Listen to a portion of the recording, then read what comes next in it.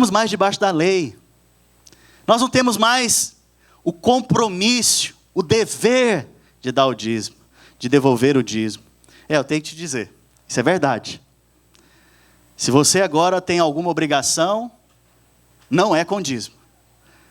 Você agora é filho, filho é de casa, né? Você não anda mais pela árvore do conhecimento do bem e do mal, e sim pela árvore da vida.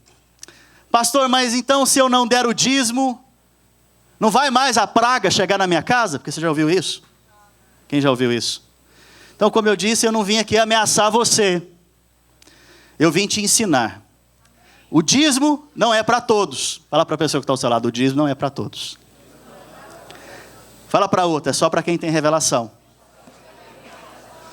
Mas muitos ameaçam, né? Para você dar o dízimo. Se você não der o dízimo, você vai entregar na farmácia. Já ouviu isso?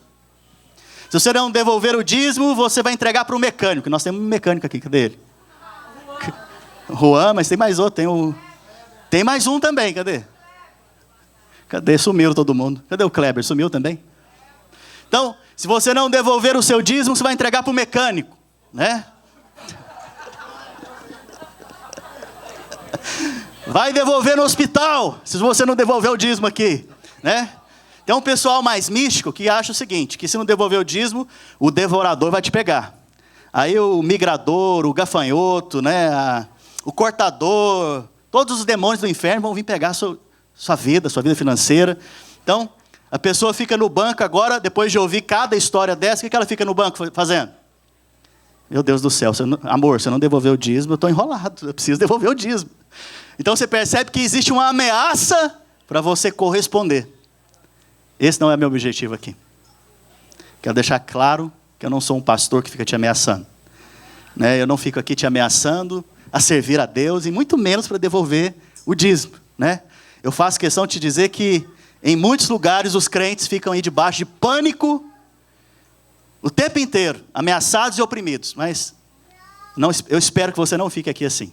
Amém? Então eu não vim te ameaçar hoje para entregar o dízimo. Eu vim aqui te contar, para você que quer ter revelação e você que quer aprender a respeito do assunto, quem que está qualificado para devolver o dízimo. Amém? E para eu poder contar isso para você, eu tenho que usar de alguns textos bíblicos que estão lá em Hebreus. Eu preciso que você abra a sua Bíblia hoje. Talvez você trouxe aí o iPad, o iPhone, o iFolha. Tem alguém com iFolha aqui? Levanta a mão. Aleluia. Você sabe que no céu não vai ter iPhone, você sabe disso? Sabe disso ou não sabe? Não vai ter também... Como é que é o nome? iPad, não vai ter iPad. Mas no céu a Bíblia diz que vão ter livros. Então o livro vai permanecer, aleluia. Então se você trouxe a Bíblia, você está celestial hoje, com o livro. Aleluia. Então preste atenção. Hebreus capítulo 5, verso 1 ao 2. Eu preciso que você me ajude e que você preste atenção aqui, amém? A Bíblia diz o seguinte: porque todo sumo sacerdote, sendo tomado dentre os homens, é constituído nas coisas concernentes a Deus, a favor dos homens, para oferecer tanto dons como sacrifícios pelos pecados. Então, o papel do sacerdote é fazer o quê? Ir diante de Deus, oferecer tanto dons, tantos presentes, quanto sacrifícios. A Bíblia diz que o Senhor Jesus fez isso. Ele ofereceu sacrifícios pelos nossos pecados. Por que você é perdoado hoje? Por que você foi perdoado? Porque o Senhor Jesus entregou um sacrifício. E qual é o sacrifício que Ele entregou? Fala assim comigo, Ele mesmo. Olha que interessante, então Jesus é o sacrifício, mas também Ele é o quê? O sacerdote. Ele então entregou o sacrifício pelo seu e pelo meu pecado. Então, Ele vai diante de Deus em favor de quem? De quem, irmãos? Só para você entender, o profeta vai diante dos homens para falar da parte de Deus. O sacerdote vai diante de Deus para falar da parte dos homens. Então Jesus é o nosso sumo sacerdote. Ele é o nosso porta-voz. Ele é que fala a seu respeito diante do Pai. Né? Ele está lá, inclusive, intercedendo por você e por mim.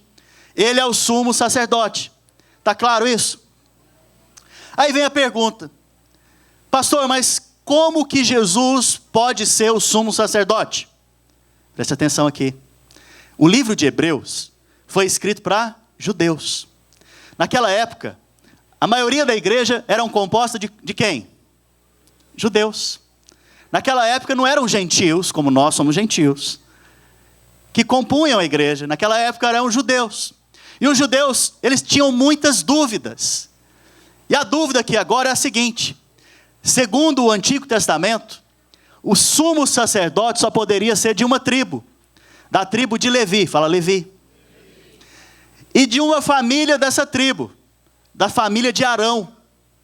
Mas aí tem um problema grave aqui agora. Eles perguntaram então, provavelmente para o apóstolo Paulo, que escreveu Hebreus, perguntaram, mas como que Jesus é o sumo sacerdote, se ele não é da tribo de Levi, e muito menos da família de Arão? Para eles era uma incoerência. E o apóstolo Paulo vem agora ensinar por que ele era o sumo sacerdote. Está claro até aqui, irmãos? Esse é um culto de ensino, amém? Eu preciso que você corresponda comigo. Então a lei dizia que só poderia ser sacerdote aquele que fosse descendente de qual tribo? De Levi, aleluia. Jesus era levita? Jesus era da tribo de Judá. Lembra que Jesus é o leão da tribo? Então Jesus era descendente de Judá. Então, eu quero que você saiba que naquela época, né, os descendentes da tribo de Judá não eram sacerdotes. Somente os descendentes da tribo de Levi. Então, agora o autor de Hebreus, no verso 6, veja aí, capítulo 5, verso 6, vem explicar qual é o tipo de sacerdócio de Jesus. E lembre, qual que é o papel do sacerdote? Vamos lá, irmãos.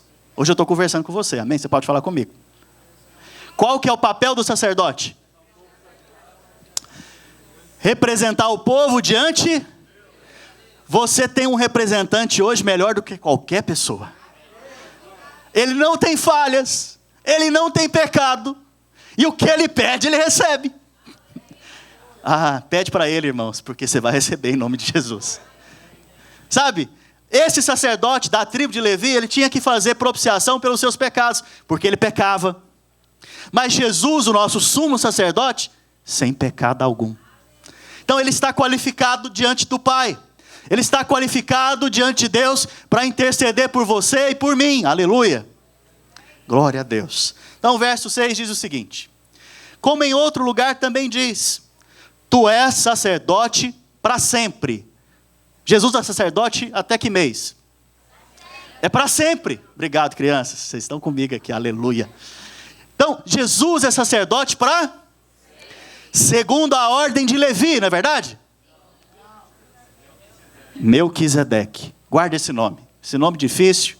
Talvez você vai ter um filho, você pode pôr o nome dele de Melquisedeque. Ô Melquisedeque, vem aqui. Você pode falar isso para ele. Então, é uma coisa surpreendente agora, o fato de Jesus não ser da tribo de Levi, nem da família de Arão, mas ele é sacerdote segundo outra ordem. Segundo a ordem de Melquisedeque. A ordem de Melquisedeque é algo superior, elevadíssimo. É uma ordem muito superior à ordem de Levi. Hebreus capítulo 5, verso 9. E tendo sido aperfeiçoado, tornou-se o autor da salvação. Quem que é o autor da salvação? Fala assim comigo, Jesus. Da salvação eterna para todos os que lhe obedecem, tendo sido nomeado por Deus sumo sacerdote. Segundo qual ordem, irmãos? Melquisedeque, aleluia. Então o autor de Hebreus está reafirmando aqui o quê? Que de fato, ele não é o sumo sacerdote segundo a ordem de Levi. Ele é o sumo sacerdote segundo a ordem de Melquisedeque. Mas o autor de Hebreus usa uma teologia, presta atenção, fica aqui comigo.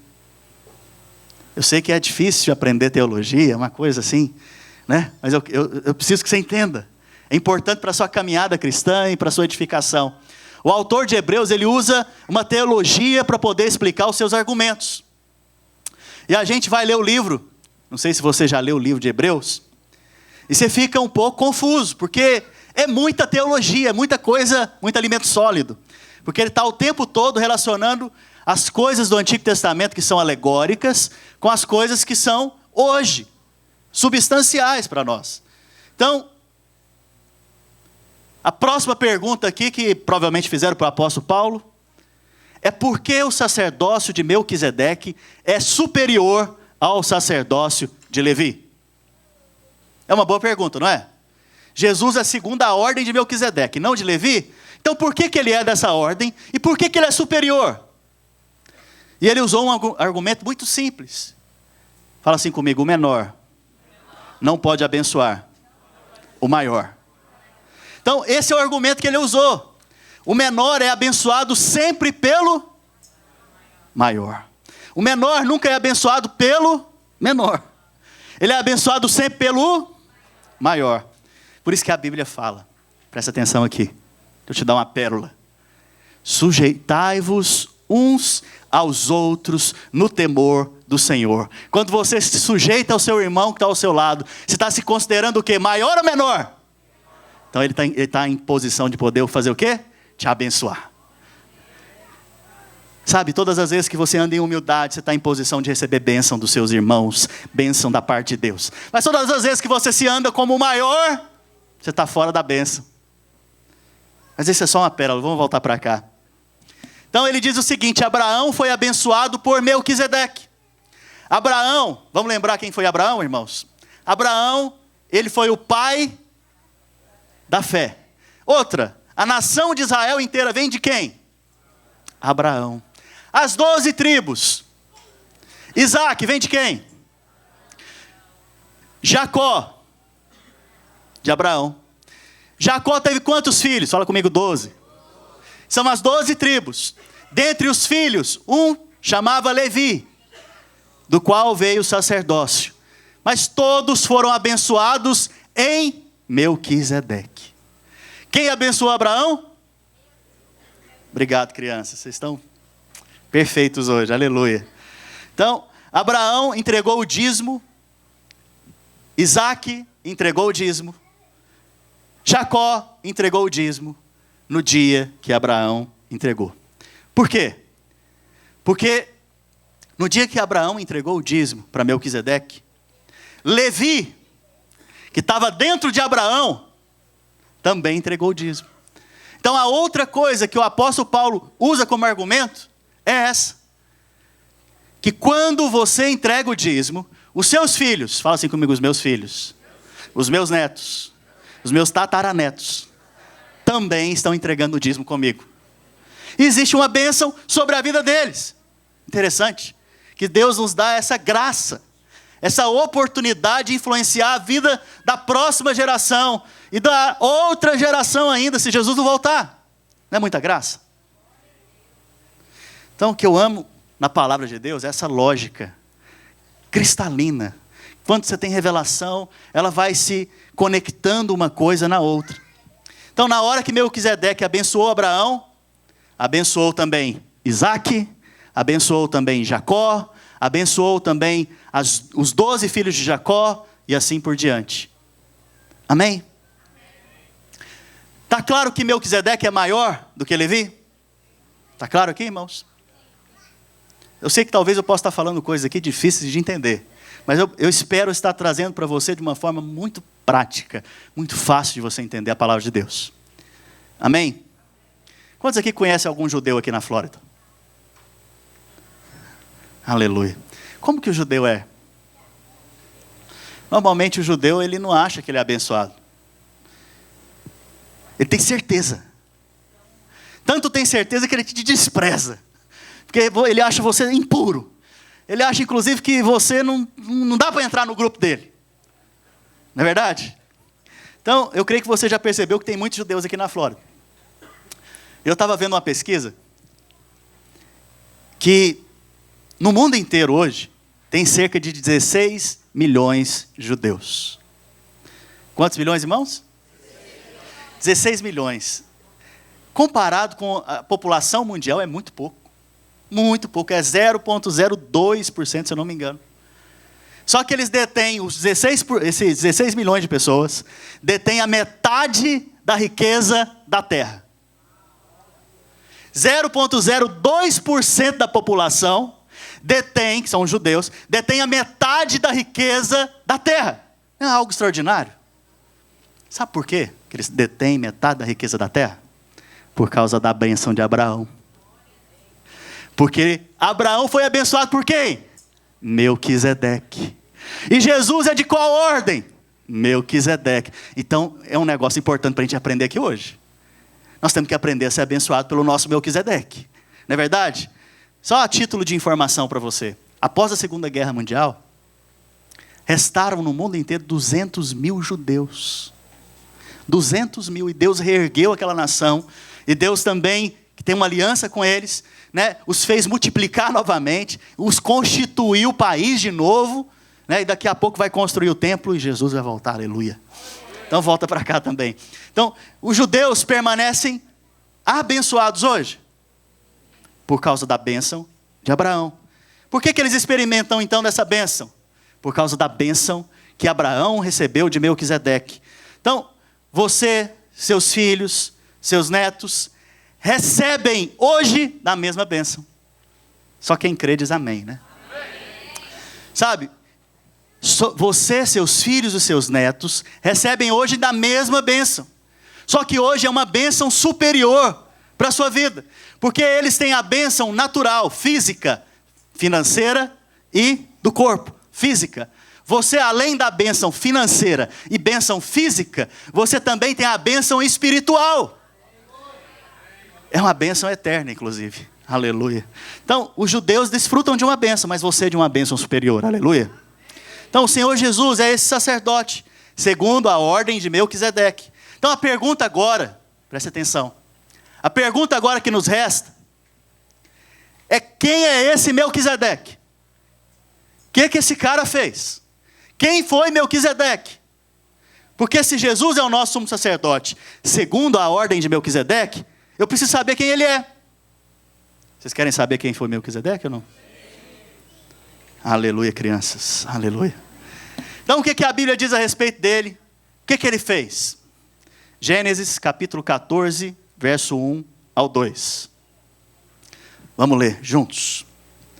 Sucedeu que naquele tempo, Arramfel, rei de Sinar, Arioque, rei de Elazar, Kedorlaomer, tudo nome bonito para você pôr nos seus filhos, rei de Elão, Tidal, rei de Goim, fizeram guerra contra Bera, rei de Sodoma, contra Bisa, rei de Gomorra, contra Sinabe, rei de Adimá, contra Semeber, rei de Zeboim, e contra o rei de Belá, esta é Zoar. Então olha só, presta atenção aqui para você entender o contexto. Começou uma guerra de 4 reis contra 5 reis. Então, olha que interessante. Nada está na palavra de Deus por um acaso. Você vê tantos nomes lá, números, nomes de locais. Mas tudo isso tem um propósito. O Espírito Santo colocou cada uma dessas coisas ali para te revelar algo da parte de Deus. Então, quando você lê, não pense que está ali por um acaso. Por mais que seja estranho aquele nome, não está ali por um acaso. O Espírito Santo quer falar com você, inclusive através desses nomes, amém? Então, o Espírito Santo, para nos mostrar a realidade espiritual, o princípio espiritual envolvido, ele colocou dessa maneira. E olha que interessante, eu não sei se vocês lembram, Sodoma e Gomorra, o que aconteceu com elas? Foi destruída, recebeu o juízo de Deus. E eu te pergunto, quem que estava lá em Sodoma? Fala assim, Ló, o parente de Abraão, de Abraão. Então, o rei de Sodoma chamava Birza. Fala Birza. Não é bisavó não, ok? Não é Birza não. Birza. O rei de Sodoma chamava Birza, que significa iniquidade. Olha o nome do cara. iniquidade. Imagina você pôr o nome do seu filho de Bisa. Iniquidade, vem aqui. Iniquidade, vai tomar banho. Terrível, não é? Esse era o nome desse cara. Lembre-se, na palavra de Deus não tem nada por um acaso. O rei de Sodoma chamava Bera, ou Berá. Fala Bera. Sabe o que significa Bera? Filho do mal. Então olha só, o filho do mal era o nome desse cara. E ele era o rei do filho do mal, né? Entenda o contexto então. O filho do mal e a iniquidade saíram para guerrear e perderam a batalha. Está claro aqui o contexto? Verso 10 de Gênesis 14. Ora, o vale de Sidim estava cheio de poços de betume. Fala assim comigo, betume. Os reis de Sodoma e de Gomorra fugiram. Alguns caíram neles e os restantes fugiram para um monte. Então o que aconteceu, irmãos? O rei de Sodoma caiu aonde? Mas o de Gomorra? No poço de betume. Betume era usado naquela época para hipermeabilizar as coisas. Hoje é usado para quê? Piche. Alguém já viu asfalto? Como é que faz? É com esse poço de betume, inclusive. É o piche. Eu te pergunto, naquela época tinha solvente para poder tirar o piche? Alguém já teve contato com piche? Já andou de bicicleta na rua, quando tinha acabado de asfaltar assim, e aquele piche começou a grudar? Irmãos, morar no interior é bom por isso. Porque você vê essas coisas acontecerem. Acaba de asfaltar a rua da sua casa, e aí você é um menino que está lá querendo andar de bicicleta, o que você vai fazer? Andar no piche. Só que o piche gruda em você, né? E fica talvez lá por semana, se não tiver um solvente ou uma bucha bem arrumada para poder arrancar aquilo lá, né? Então, o que acontece? Esses dois caíram no poço de quê, irmãos? De betume, de piche. E olha só o que acontece agora, em Gênesis capítulo 14, verso 12. Apossaram-se também de Ló, filho do irmão de Abraão, que morava em Sodoma, e dos seus bens, e partiram. Presta atenção aqui. Irmãos, Ló é crente? Fala assim comigo, é. Pedro disse que ele era justo. Abraão é justo? Sim, pela fé ele foi justo. Ló da mesma maneira. Só que Ló é o retrato do crente derrotado. Abraão é o retrato do crente vencedor. Ló tinha bens. Tinha? Cadê? Está projetando não? Olha só, projeta aí para mim. Gênesis 14, verso 12. Então, a Bíblia fala que esses reis que ganharam a batalha levaram Ló e seus. Então Ló tinha bens? Tinha também. Então, a Bíblia fala que Ló era justo, Abraão era justo. Ló tinha bens, Abraão também tinha bens, era riquíssimo, a Bíblia fala. Mas Ló, como eu disse, é o retrato do crente derrotado. Abraão, por outro lado, é o retrato de quem? Do crente vencedor. Aleluia. Verso 14, de Gênesis 14. Agora preste atenção aqui na cena. Ouvindo Abraão que seu sobrinho estava o quê? Preso. Fez sair 318 homens dos mais capazes, nascidos em sua casa, e os perseguiu até Dan, partindo contra eles de noite, ele e os seus homens feriu-os e os perseguiu até Obá, que fica à esquerda de Damasco. Trouxe de novo todos os bens e também a Ló, seu sobrinho, os bens dele, e ainda as mulheres e o povo. Após voltar Abraão de ferir a Quedorlaomer e aos reis que estavam com ele, saiu-lhe ao encontro o rei de... Fica comigo aqui, irmãos. Vocês estão comigo? Eu quero que você imagine a cena. É bom você visualizar a cena, amém? Pensa comigo. 4 reis lutaram contra 5 reis. Os reis vencedores roubaram os bens e levaram Ló, sobrinho de Abraão, o crente derrotado, aprisionado. Lembra que crente derrotado anda só o quê? Aprisionado, coitado. E aí o que aconteceu? Abraão pegou 300 homens e 18 homens e foi guerrear contra esses reis. Eu te pergunto, irmãos, imagina 5 países e você com 318 homens só. Vai lá e vence esses países todos e volta. Só que ele não voltou de mãos vazias não, viu? Ele voltou com o despojo da guerra. Vamos supor que é na Venezuela. Ele voltou com o petróleo da Venezuela. Então ele voltou riquíssimo dessa guerra, que Deus deu para ele nas mãos dele, com 318 homens só. É muita graça, é muita bondade de Deus, é Deus que é muito altíssimo mesmo, é muito poderoso. Está vendo? O crente vencedor foi lá libertar o crente derrotado. Não é impressionante como que o crente derrotado, ele anda em problema, e o vencedor tem que estar lá para ajudar ele? E olha só que interessante. Quem que aparece na história agora? Não. Após voltarem Abraão, de ferir desse local aqui, esse rei aqui, estavam com ele, saiu ao encontro, o rei de quem? Interessante, agora o rei de Sodoma apareceu na história. E o que significa o nome do rei de Sodoma? Alguém lembra? Filho do mal. E o que aconteceu com o rei de Sodoma, enquanto ele fugia?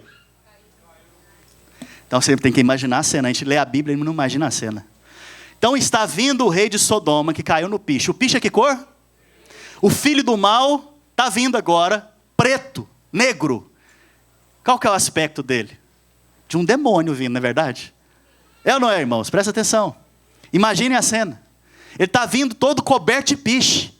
Todo com aspecto terrível. O filho do mal está vindo. Quem é o filho do mal? A quem está apontando agora, tipologicamente? Que tipo é? Quem é esse cara? Quem está representando? Obrigado, Estevão. O diabo. O diabo tem aula. Estevão tem aula comigo. Eu conto para ele, inclusive, a palavra, por isso que ele está respondendo. Né? Brincadeira. Então, imagina a cena. É essa cena que Abraão está vendo. O filho do mal está vindo na direção dele. Ok? E interessante, nós temos aqui então o filho do mal, representando o diabo. Temos Abraão representando o crente vencedor. Temos Ló representando o crente. Mas cadê Jesus nessa história? Nós temos que encontrar Jesus aqui, porque Jesus está aqui. Amém? Então, quem que é o tipo de Cristo nessa história?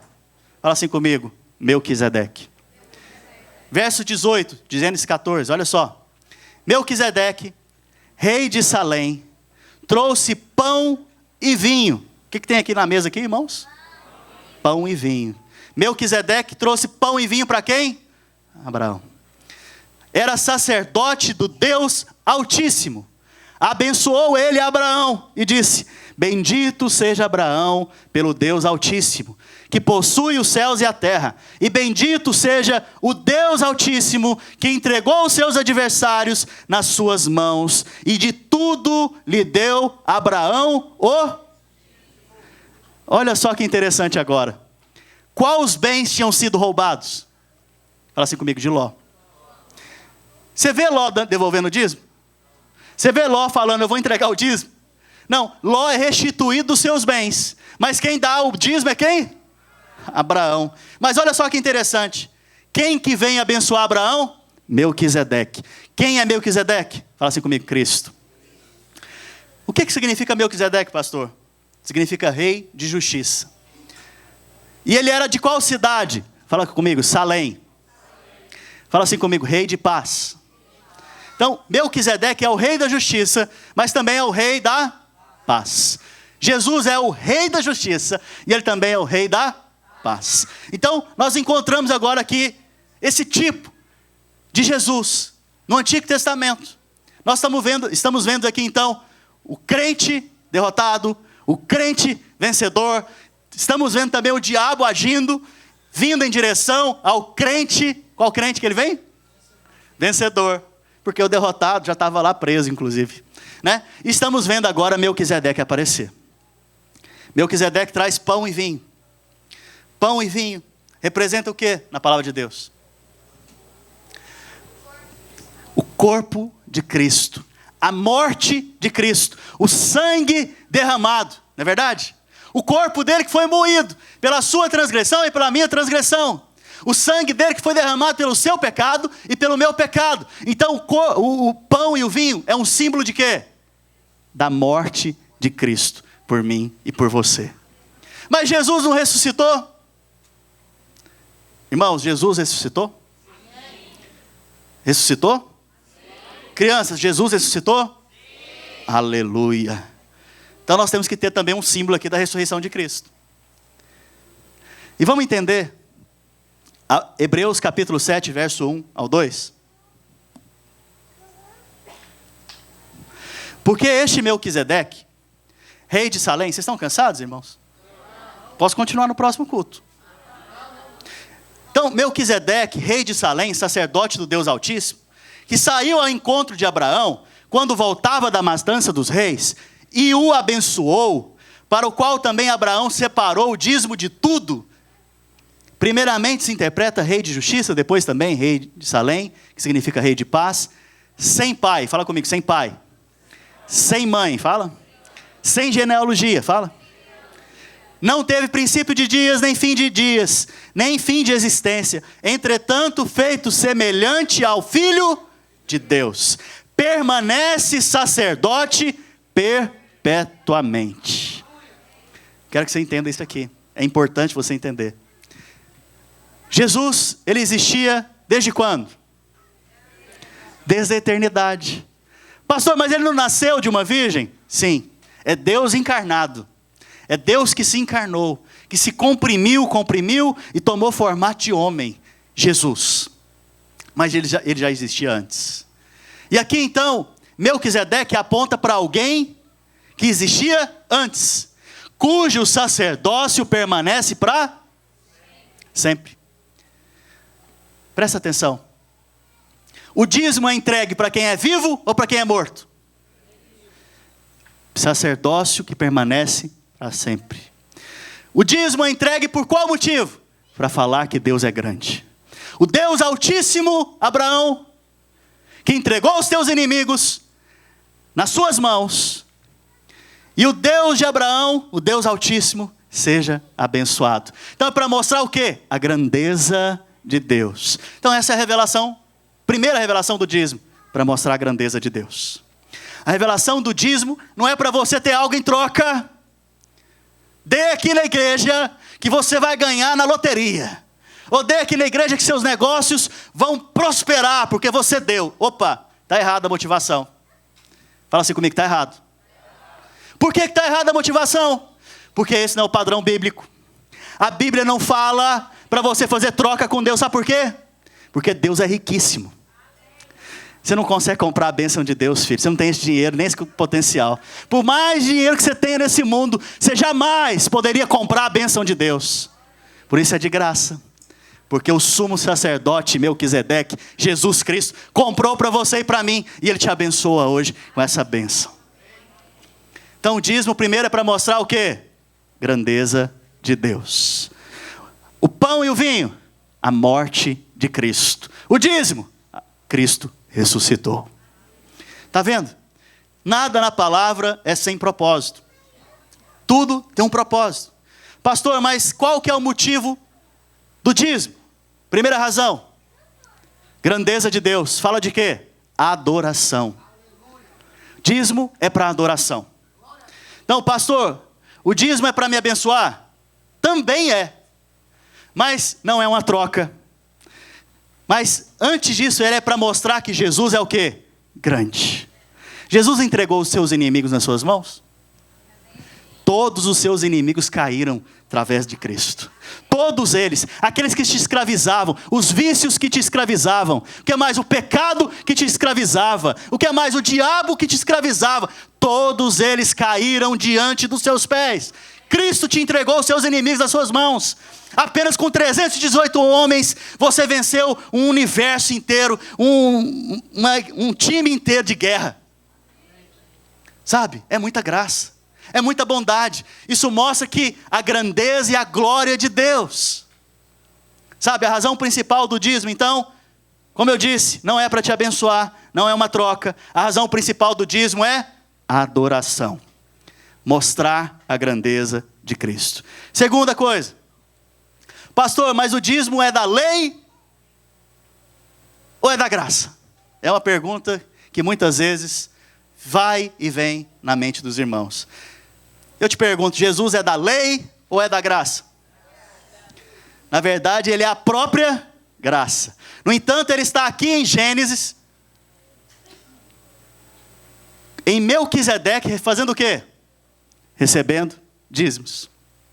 Recebendo dízimos. Abraão viveu em qual tempo? Da lei ou da graça? Ele viveu sem a lei. A lei foi dada só depois de muitos anos, através de Moisés. Moisés, ele estava muito distante de Abraão nesse momento. Abraão foi primeiro. Abraão viveu antes da lei. Inclusive, deixa eu te contar. Sabe a nova e eterna aliança que nós temos hoje em Cristo? A base dela é a aliança que Deus fez com Abraão.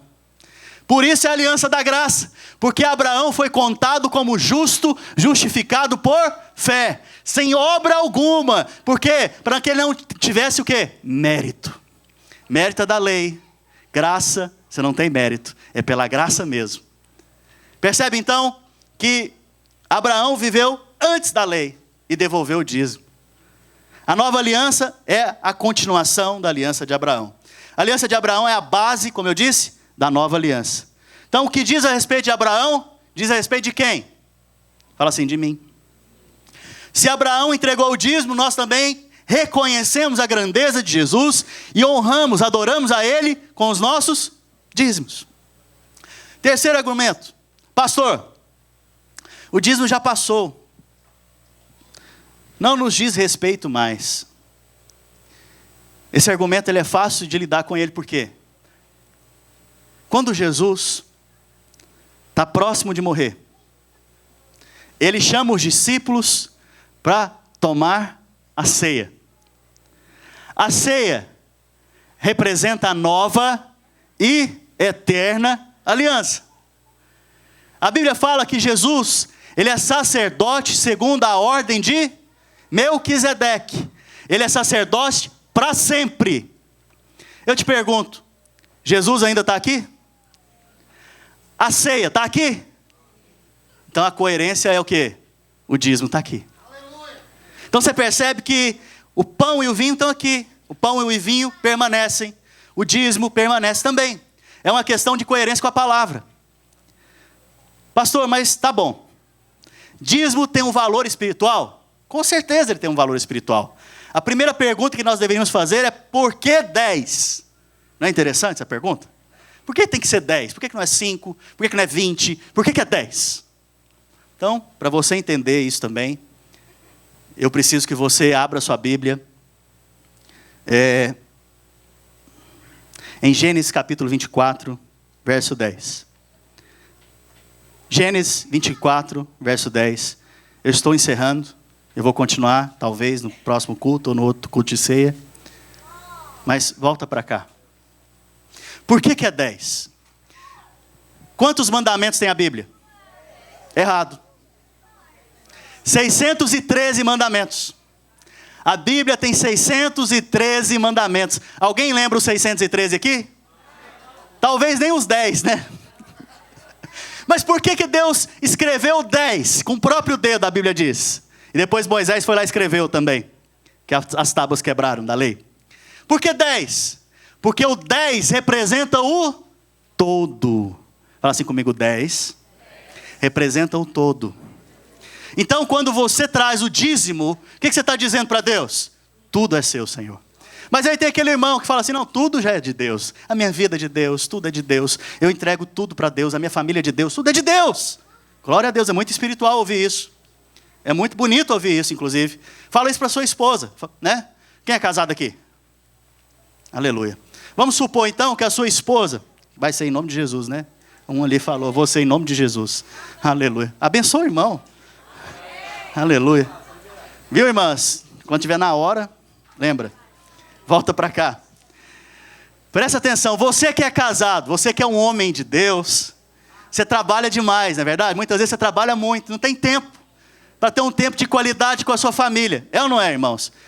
Vocês são homens bons, nós somos homens bons, mas muitas vezes não tem esse tempo para dar esse momento de qualidade com a esposa. E aí sua esposa vai fazer o quê?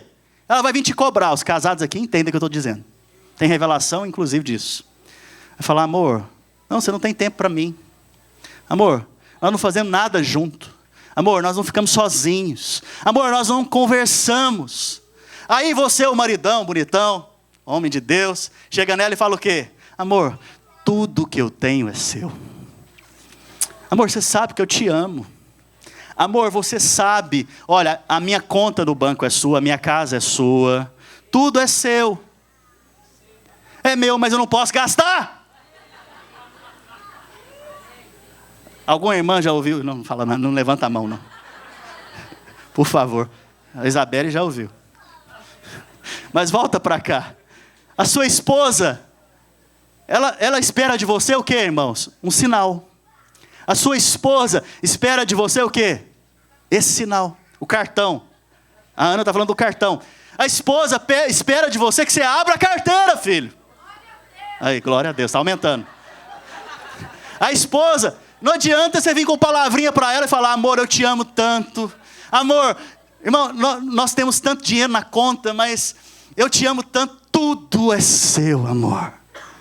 Né? A sua esposa vai sentir que aquilo ali é dela quando? Quando ela gastar, pode ter certeza. Só nesse momento que ela vai sentir isso. Vamos mudar agora, vamos tirar o dinheiro e vamos colocar o tempo. Vamos lá? Você não tem tempo, você só trabalha. Né? Você tem que cuidar das casas. Inclusive, você está provendo para a sua casa. É um bom argumento, não é verdade? Eu estou trazendo provisão para a minha casa, amor. Estou envolvido nessas coisas. Estou falando com os casados hoje, aleluia. Os solteiros aqui aprendam, amém? Então olha só. E aí você pega e fala para a sua esposa, amor, você sabe que a minha vida é sua. Nós não precisamos sair, a gente dorme junto. A gente está aqui em casa o tempo inteiro juntos. Não precisa disso, amor. Você sabe que eu sou seu. Eu te escolhi, não foi por obrigação. É porque eu te amo. Bonito, não é? A esposa aceita? Filho, vou te dar uma dica. Deixa eu perguntar para a sua esposa que está aí do seu lado.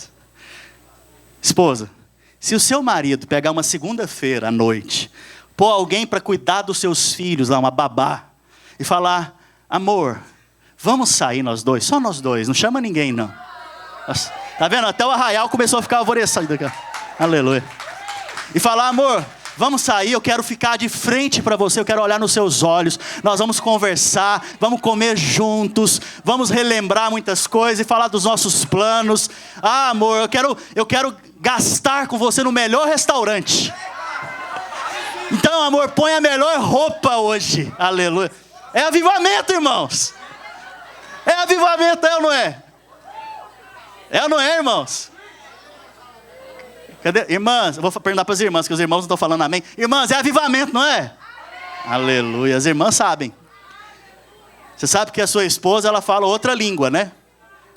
Você sabe que a sua esposa fala outra língua? Ela não fala a língua do homem, ela fala a língua das mulheres. Então, por exemplo, você vai num restaurante e fala para ela o quê? Fala, amor, eu acho que esse restaurante aqui não combina com a gente. Não sei, acho que o cardápio, o menu não bate muito conosco. O preço também. O que, amor? O preço? Eu não tenho um valor de $10 para você? Você falou isso para ela? Não, mas ela entendeu o quê? Ela entendeu um xingamento na língua dela. Vai ter problema em casa.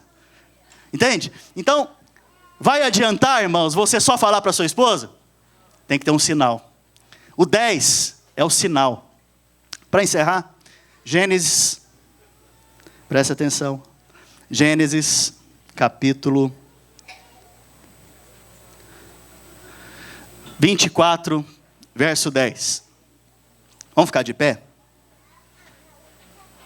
Gênesis, capítulo 24, verso 10. Eu gostaria que os servos me ajudassem a distribuir a ceia. Aí nas cadeiras tem ceia? Ok. Preste atenção aqui agora, irmãos. Tomou o servo 10 dos camelos do seu senhor. Então o servo de Abraão aqui está indo encontrar uma esposa para Isaac, o seu filho. Presta atenção. Preciso que você preste atenção. Por que 10, pastor? Olha só. O servo de Abraão foi escalado por ele para encontrar uma esposa para o seu filho. E ele tinha que fazer uma viagem longa. E olha só o que ele fez. Ele tomou o servo, 10 dos seus camelos. Quantos? 10. E levando-o consigo, de todos os bens dele. Pô, mas 10 camelos é a quantidade de bens que Abraão tem, irmãos? Nesse momento, irmãos, Abraão, a Bíblia fala que ele era riquíssimo. Riquíssimo é muito dinheiro, irmãos. É muita posse, é muitos bens. Ele não tinha só 10 camelos, provavelmente ele tinha mais de milhares de camelos ali. Mas ele tomou só 10. 10 então significa o quê? O todo. 10 para Deus significa o quê? Todo. Irmãos, sabe por quê? Tudo é de Deus de fato. Tudo é de Deus. A sua vida pertence a Deus, as suas finanças pertencem a Deus, o seu casamento pertence a Deus, os seus filhos pertencem a Deus, tudo é de Deus. Mas ter um sócio que te pede só 10% do lucro é impressionante, não é verdade? É muita graça. Então, por quê? Deus, ele entrou em sociedade com você. Vou melhorar aqui. Deus entrou em aliança com você. Tudo que é dele é seu. E tudo que é seu agora é dele. Vocês estão entendendo o que eu estou dizendo? Mas ele sabe também que se você der tudo, como que você vai sobreviver? Então ele estipulou o 10 como o quê? Representando tudo. Quando você adora a Deus falando, tudo é seu, Senhor. 10. Entendeu o símbolo? Está claro? Só a criança falou amém ali. Né? Aleluia. Jesus poderoso, nos dê graça. Aleluia. Todo mundo pegou a ceia? Eu queria que trouxesse o gasofilácio aqui também. Como eu disse, irmãos, desde o início da nossa igreja eu nunca ensinei sobre esse assunto. Eu espero que você tenha aprendido um pouco sobre esse assunto. E a importância do dízimo. Porque o meu desejo é que você seja extremamente abençoado. Não porque você está trazendo o dízimo, mas porque você teve revelação. Quem tem revelação vai entender e vai devolver o dízimo. Sabe, você não é obrigado a fazer nada, filho. Nada. Que é a sua casa. Na sua casa você tem liberdade para fazer o que você quer. Em nome de Jesus.